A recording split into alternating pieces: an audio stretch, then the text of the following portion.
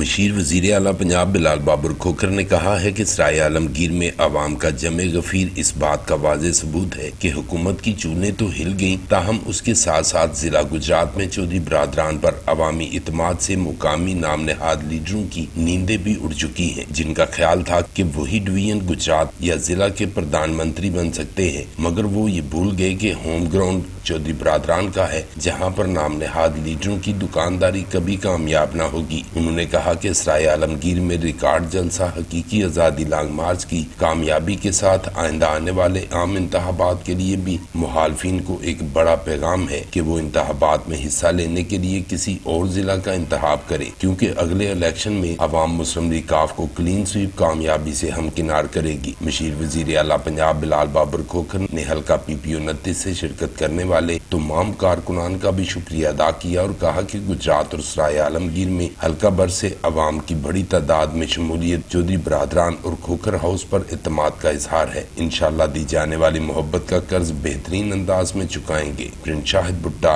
BB1 news, Jalalpur जट्टा।